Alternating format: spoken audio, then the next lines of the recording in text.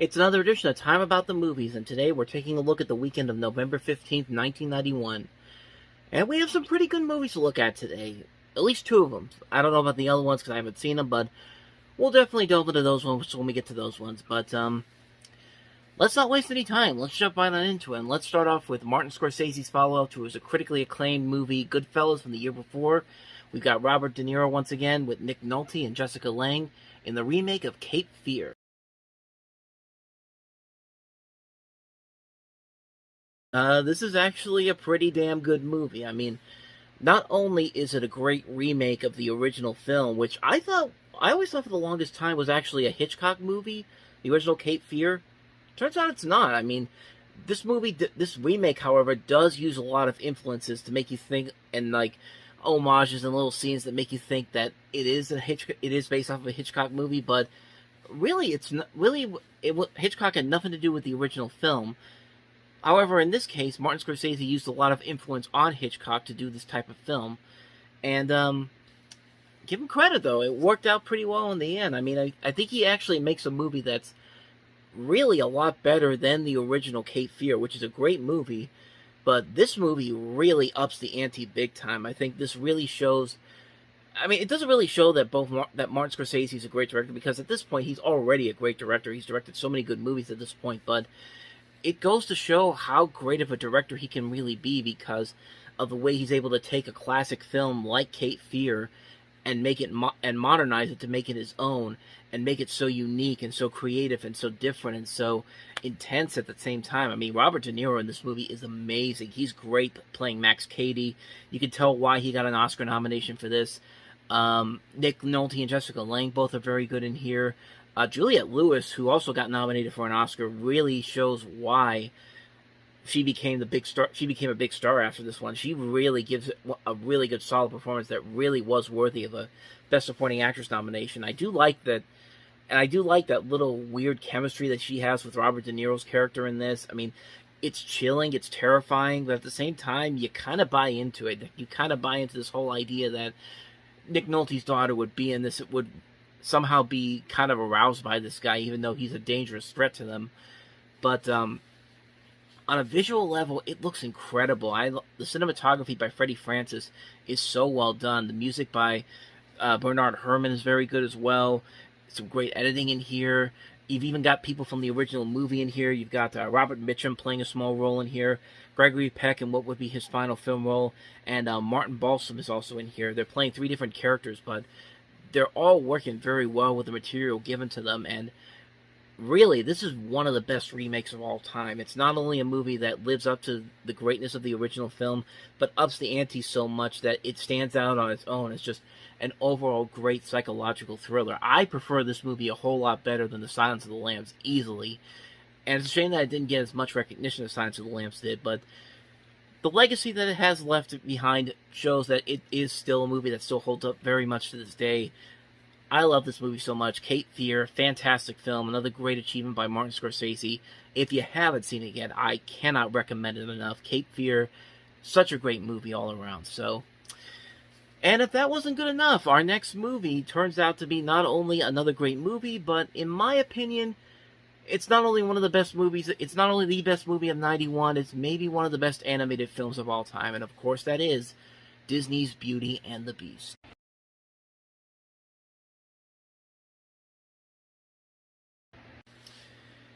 I mean, really, what more do I even need to say about this movie? It's just a movie that we all know is one of the best animated movies ever made. One of the best movies ever made, quite honestly. Like, you could see why this movie competed with movies like Silence of the Lambs or JFK and Bugsy and all these other movies that were nominated for Best Picture at the Academy Awards, and why I think I easily think it was the best movie overall and should have won over The Silence of the Lambs easily, just to show that, hey, animation is considered to be something that's not just for kids. This movie was made as a real movie, not a movie that was made specifically for kids, and this was at the peak of Disney's creative zeitgeist that they had, their second renaissance at the time, and you can see why. It's a great story. You have these great characters that you can buy into, you can relate to them on so many levels. The voice work is fantastic. Paige O'Hara as Belle is great. Robbie Benson as the Beast is great. Just these great characters all around. A great villain in Gaston. The music is fantastic. Some of the best music Disney has ever done.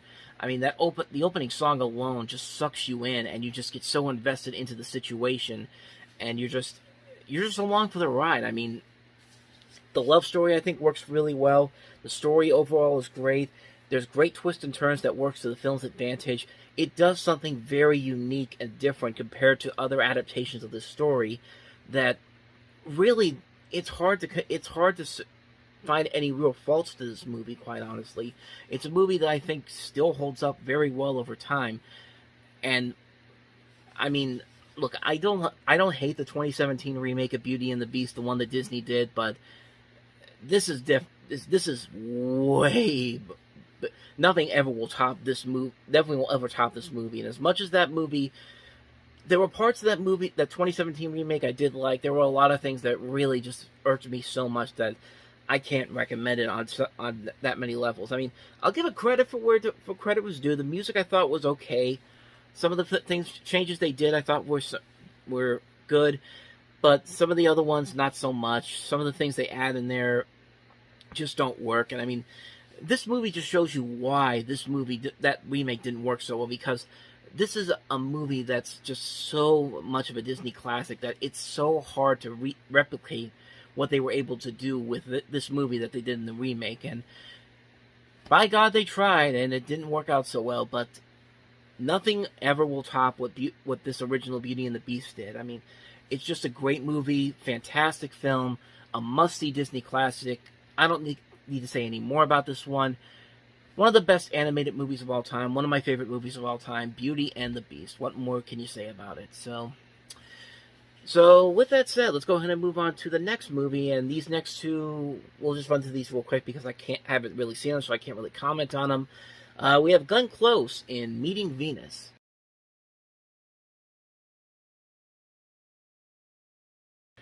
So this was actually the second film that David Putnam produced after his disastrous tenure at Columbia Pictures as the head of the studio.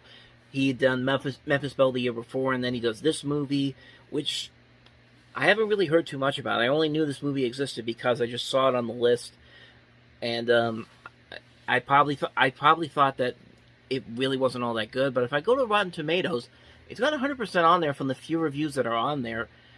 So, I mean, it doesn't feel like it's a complete loss of a film. I mean, it does look like a competently made film. I mean, Glenn Close usually will turn in a good performance, even in something of a bad movie, no matter what she's in.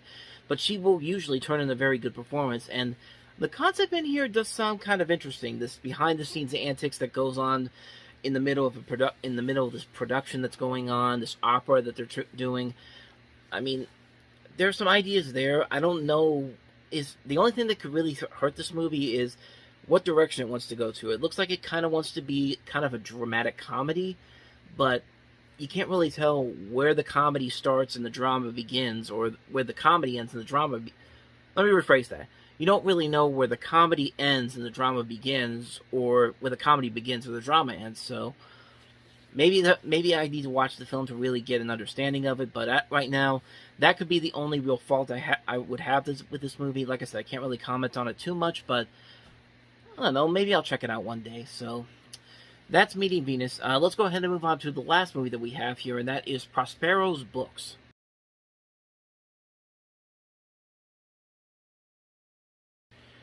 So this is basically a different kind of adaptation to William Shakespeare's The Tempest. You have Prospero, played by John Gielgud, who is best known for his work as Arthur's butler in Arthur, which won him an Academy Award.